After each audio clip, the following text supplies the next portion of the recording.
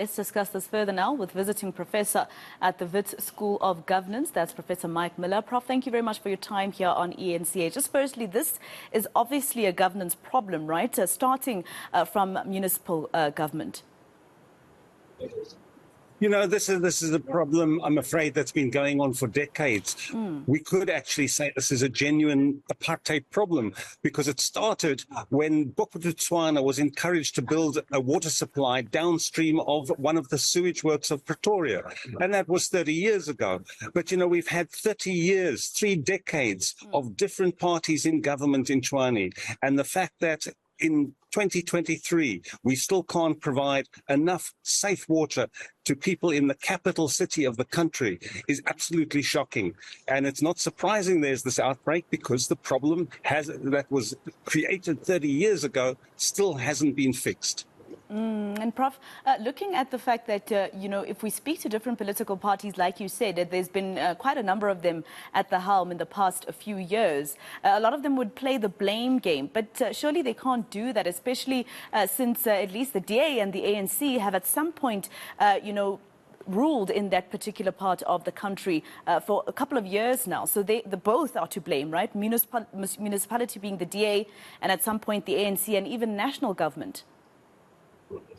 Yes, and the issue is, why have we not seen a hard intervention? I know that a whole series of national ministers have been to Hammanskraal. They've lamented the poor state. They've promised that something will be done, that they'll speak to the municipality.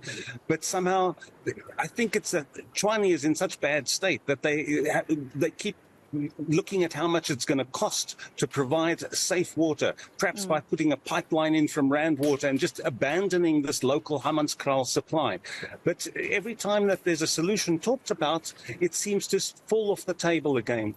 And so we have a situation now where the potential cholera spread is created not just because the water is unsafe, but because there's not enough for people to practice good hygiene, because cholera is spread by poor hygiene principally.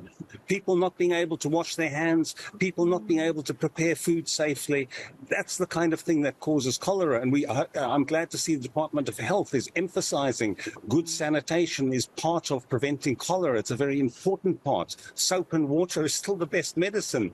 But we shouldn't be in a situation like this in a big city, a big metropolitan city in Gauteng in 2023. It's unacceptable.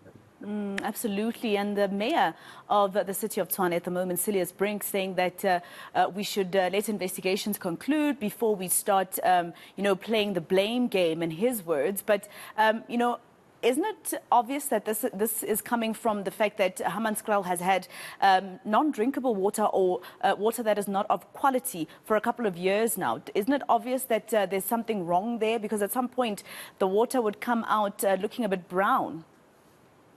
Yeah, you see, I think it isn't necessarily just the quality of the water.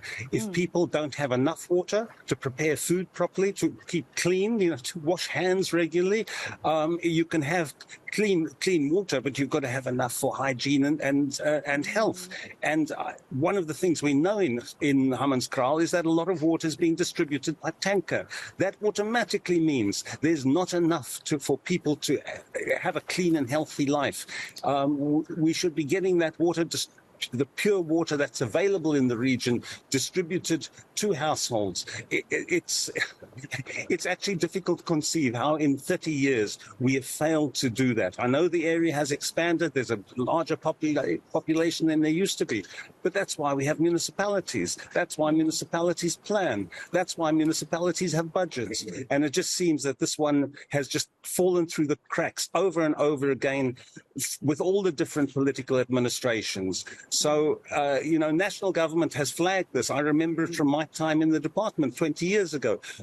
Interventions had to be made. And yes, they were promised, but somehow they never happened.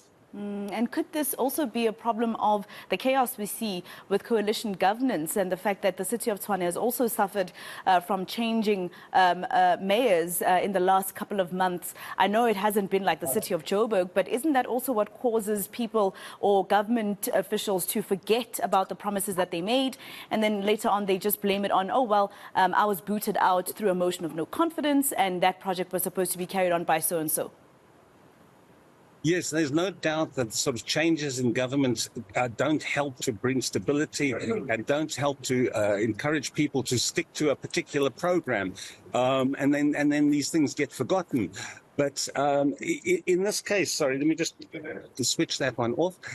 In this case, this problem has been on the agenda of municipalities over the last 20 years, and they haven't all been coalitions, and they haven't all been in and out of power in a year or two. So there's no excuse. What we are demonstrating is that coalition government doesn't solve problems, it aggravates them. And at some point, we're going to have to see, in cases like this, a national intervention where we say, if the municipality is unable to provide safe services to the people that it's supposed to serve, someone has to take over from them. And I know that the Minister Mkhunu, is actually working on options to do this. And Hammanskraal just demonstrate why it's so important for us to have options to municipalities so that when they don't do their job properly, we can have interventions that work. And perhaps this will trigger some of those interventions that we need. My last question to you, Prof. Who should be blamed for this, especially now that you say that while you were in the Department of Water and Sanitation, Hammanskraal and the water situation there was flagged 20 years ago. That's 2 decades. We're going to another national government election in a few months' time. So who should, whose heads should roll?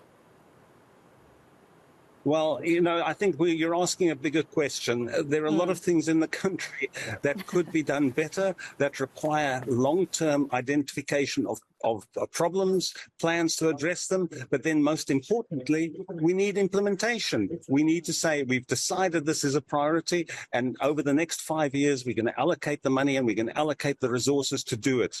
And it just seems that determination to identify priorities and then act on them is lacking actually through the whole political system. I really do think we need to start asking the question, do the politicians know what their jobs are? Yes. And if they do, why aren't they doing them? Because in the end, it's the politicians who set priorities for spending and decide what needs to be done. And if they're not prepared to follow through on the recommendations that they're given, and very often they are given recommendations by their technical leadership in their departments, then they should actually be asked to walk away. And if they won't walk away, those functions should be taken over from them. It's the only solution. But this is a political failure that we're dealing with. And, it's important to say it's a political failure across both parties, not just across, it's not just an ANC problem. The DA has also contributed to this through inaction as well as through, failure to follow through. Well, there's also the question around the contractors that were supposed to have the water purification project going, payments, people saying that they were not paid, etc. And at the end of the day, 12 innocent people have now died. Thank you so much for your time, Prof, here on eNCA. That is the visiting professor at Wits School of Governance, Professor Mike Muller.